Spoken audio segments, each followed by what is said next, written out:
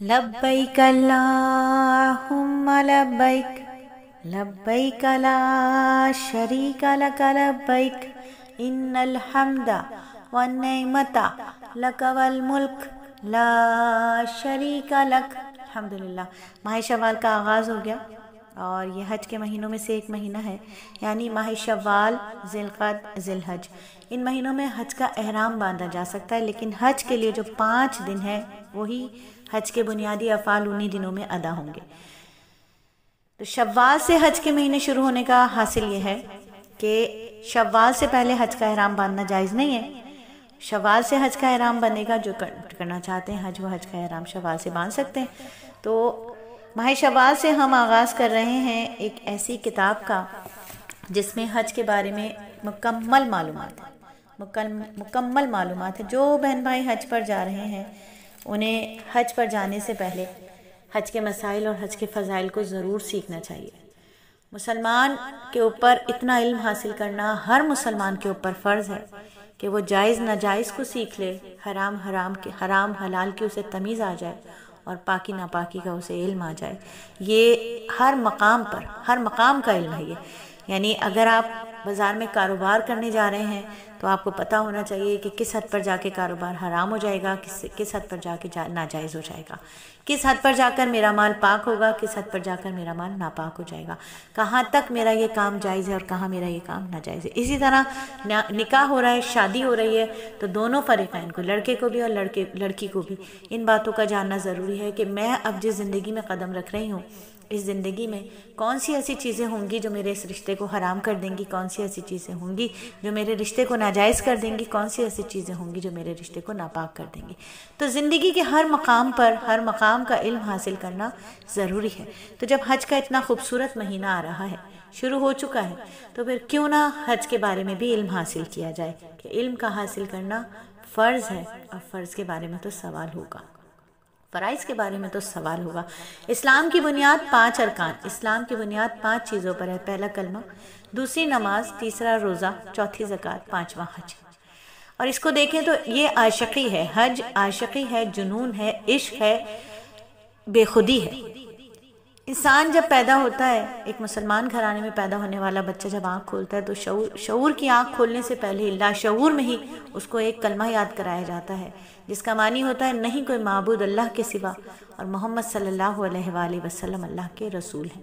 جب اسے شعور آتا ہے تھوڑا سا، وہ اس معنی کو سمجھتا ہے، تو اس کے یہ معنی سمجھتے ہی اس کے اوپر ایک دوسرا فرض آ جاتا ہے، اور وہ ہوتا ہے نماز۔ کہ ٹھیک ہے، اب تم نے اس بات کو سمجھ لیا کہ اللہ کے سوا کوئی عبادت کے لائق نہیں ہے، تو بس اب پھر کیا کرو، اس کی بندگی کا طریقہ اختیار کرو، اس کی بندگی میں، اس کی بارگاہ میں 5 مرتبہ رکوع اور سجود کے ساتھ اس کی تعریف کرو، اس سے مانگو کہ وہی دے گا۔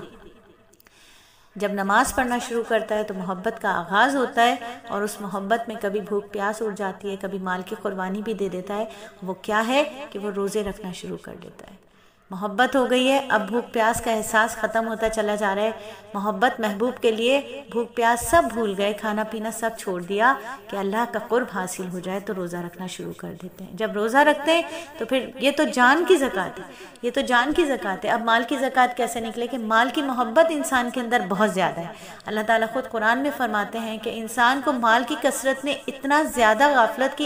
غفلت میں ڈال دیا ہے کہ یہاں تک کہ وہ قبروں کو جا دیکھتا ہے۔ تو مال کی محبت کو چھڑانے کے لیے اللہ رب العزت اس کی محبت، اس کی عاشقی کو دیکھنے کے لیے کیا کرتے ہیں، اس کے اوپر زکوٰۃ کی فرضیت کر دیتے ہیں کہ بھئی تم پہ نصاب مکمل ہو گیا، اب تم میری راہ میں زکوٰۃ دو، پیسہ نکالو۔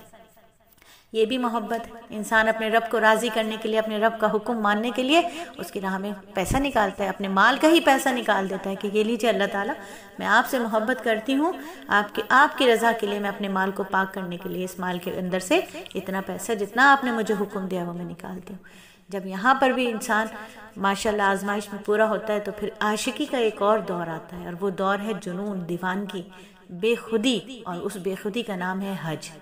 حج باقاعدہ کوئی ایسی اس میں کوئی نماز کی عبادت نہیں ہے کہ یہاں آ کے اتنے نوافل پڑھ لو، وہاں بیٹھ کے اتنی قرات کر لو، وہاں بیٹھ کے اتنا قرآن پڑھ لو۔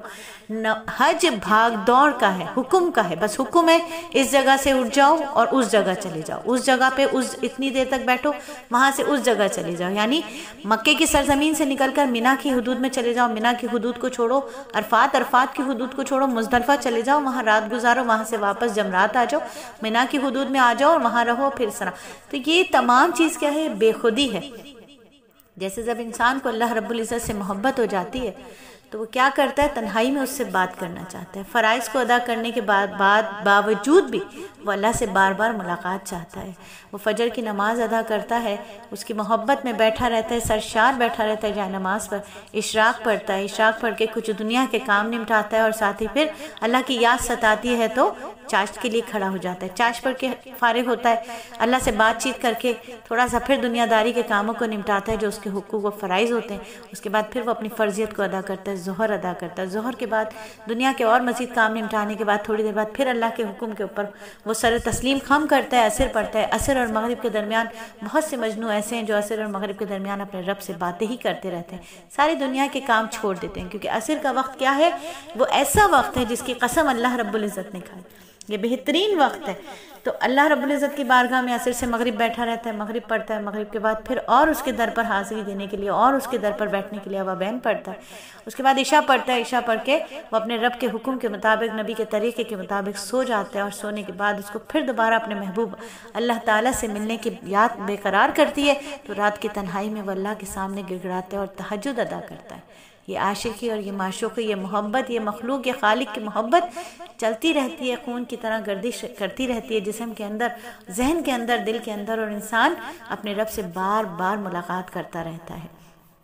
تو آئیے حج کے ارکان کو سیکھنے کے لیے، حج کے فضائل اور حج کی باتوں کو سیکھنے کے لیے حلقہ جوائن کرتے ہیں، اس کا نام ہے اللہ کے مہمان۔ اگر آپ چاہتی ہیں کہ آپ کے کوئی عزیز جو حج پر جا رہے ہیں اور ابھی نہیں گئے ہیں یا جانے کا ارادہ رکھتے ہیں تو ان کو اس حلقے کا ضرور لنک دیجئے، تاکہ ایک صدقہ جاریہ، ایک نیکی جاریہ میں ہم سب کا